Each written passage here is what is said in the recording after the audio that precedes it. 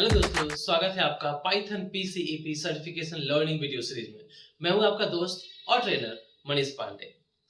पिछले वीडियो में हमने सीखा टाइप कास्टिंग के बारे में। अगर आपने वीडियो नहीं देखा है तो प्लीज जरूर देखिए, that is very interesting. Now, as per exam syllabus, we are going to cover input function. ठीक है, अब इनपुट फंक्शन क्या है? Input function is used to take input from users through keyboard. अब आप सोचते हैं ऐसा की जरूरत क्यों है? तो अभी तक आपने जितने भी हमने प्रोग्राम देखा है इसके पिछले वीडियो में, हम क्या कर रहे थे? हम मैनुअली यानी हार्ड कोडेड वैल्यू पास कर रहे थे, जैसे a equal to 10, b equal to 20, फिर a प्लस b कर रहे थे। तो जो वैल्यू हमने पास किया प्रोग्राम में वही प्लस हो रहा था। बट अब मान लीजिए मुझे फिर से चेंज करना हो दूसरी वैल्यू, तो फिर से मुझे a की वैल्यू को इनिशियलाइज वैल्यू अपडेट करना होता था। ठीक है, तो अब इनपुट फंक्शन से ये फायदा होगा कि हम डायरेक्टली रन टाइम पे उसका फंक्शन जब यूज करेंगे तो रन टाइम पे यूजर से वैल्यू ले सकते हैं कि हाँ, आपकी ए की वैल्यू क्या होगी, बी की वैल्यू क्या होगी, और फिर उसको हम परफॉर्म कर सकते हैं उस पर ऑपरेशंस। अब इनपुट फंक्शन में एक पैरामीटर होता है प्रॉम्प्ट। प्रॉम्प्ट मीन्स आप यूजर को क्या दिखाना चाहते हो, क्या टेक्स्ट लिखे दिखाना चाहते हो कि please enter your number, please enter your marks, please enter your age. तो वो होता है प्रॉम्प्ट्स। दिस इज ऑप्शनल, अगर आप नहीं डालते हो तो ब्लैंक दिखेगा, तो यूजर जस्ट अपना वैल्यू डाल सकता है। ठीक है, चलिए प्रैक्टिकली देखते हैं इसको। तो इसके पहले जो भी हम प्रोग्राम लिखते थे, मान लीजिए मैं लिख रहा हूँ a equal to 10, b equal to 20, and then उसके बाद हम यहाँ प्रिंट करते थे a प्लस b, तो आंसर आता 30। अब दोबारा फिर से मुझे अगर मान लीजिए इनपुट लेना हो, तो वापस मुझे a इक्वल टू या b इक्वल टू वापस इसको ऐसे मुझे करना पड़ेगा, फिर मैं ऐसे प्रिंट करूँगा। ठीक है, तो इस तरह से मुझे स्टैटिक वैल्यू यहाँ पास कर रहा हूँ, और जब भी मुझे फिर चेंज करना हो तो मैं वापस से मुझे वही वैल्यू इनिशियलाइज फिर से करना पड़ रहा है। लेकिन अब जैसे कि हमारे पास इनपुट फंक्शन है, तो हम इनपुट फंक्शन का यूज करेंगे यूजर से कीबोर्ड के थ्रू इनपुट लेने के लिए। देखिए, ये है इनपुट फंक्शन, स्मॉल लेटर में जाएगा। इसके बीच में हम वो प्रॉम्प्ट लिखते हैं, यानी कि क्या हमें शो करना है यूजर को, क्या टेक्स्ट शो करना है। अगर मैं इसको नहीं भी लिखता हूं, ब्लैंक छोड़ता हूं, तो भी ये काम करेगा। कैसे? मान लीजिए मैं इसको फिलहाल एंटर मारता हूं, तो ये अभी क्या कर रहा है, यूजर के इनपुट का वेट कर रहा है यहाँ पे। तो अगर मैं मान लीजिए यहाँ पास कर रहा हूँ, अब यहाँ पे कुछ भी पास कर सकते हैं, मैंने बोला मनीष। ठीक है, एंटर करते ही ये क्या कर रहा है, ये जो भी यूजर से इसने इनपुट लिया वो हमें एज इट इज शो कर दिया, वो भी स्ट्रिंग में। तो पहला, इसके जो पैरामीटर ले रहा है वो प्रॉम्प्ट ले रहा है इनपुट फंक्शन का। दूसरा, जो भी आउटपुट हमें मिल रहा है वो स्ट्रिंग में मिल रहा है। फिर से मैं दिखाता हूँ इनपुट फंक्शन में, मैं यहाँ पे 10 पास कर रहा हूँ, आउटपुट किस में आ रहा है, स्ट्रिंग में आ रहा है, सिंगल कोट में आ रहा है। ठीक है, तो इसके लिए हमारे पास क्या है, इंट फंक्शन है, इंटीजर वाला फंक्शन, जिसको हम कन्वर्ट कर रहे हैं।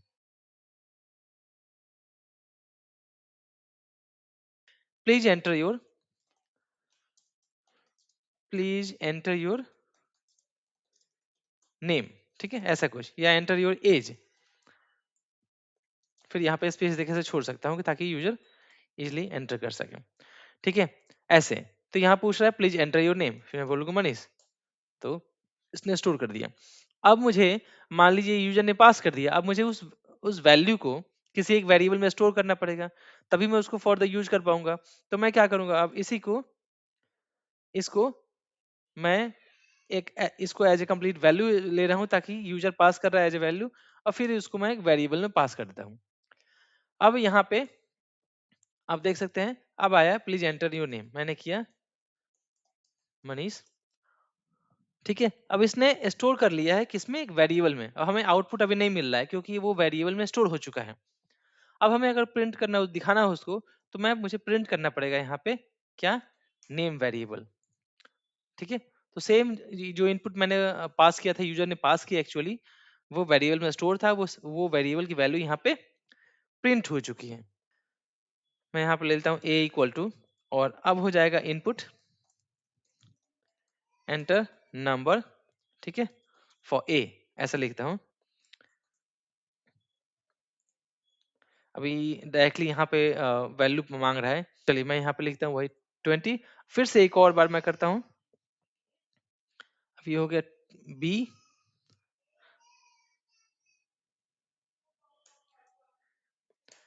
वापस ये वैल्यू मांग रहा है। अब मैं 10 कर रहा हूं।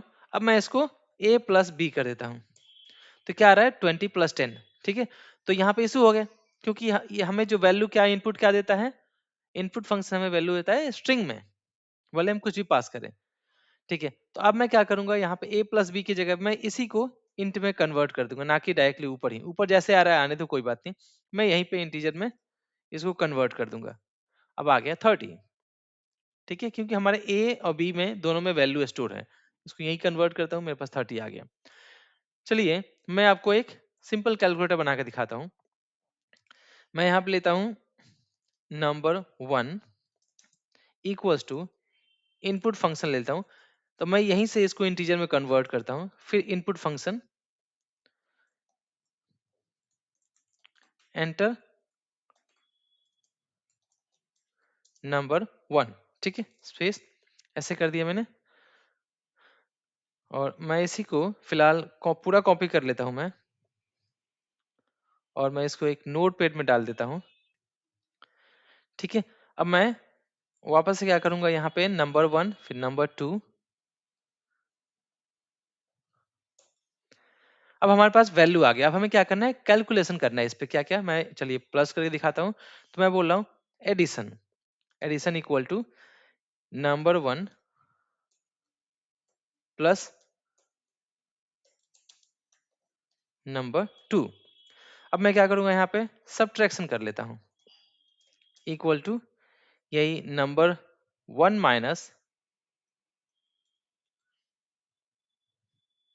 Minus number 2। ठीक है, अब मैं यहाँ पे एक मल्टीप्लिकेशन ले लेता हूँ। मल्टीप्लिकेशन का ये स्टार करना पड़ेगा, MULTI, मल्टीप्लाई कर लेता हूँ ऐसे। ठीक है, फिर कर लेता हूँ डिवाइड,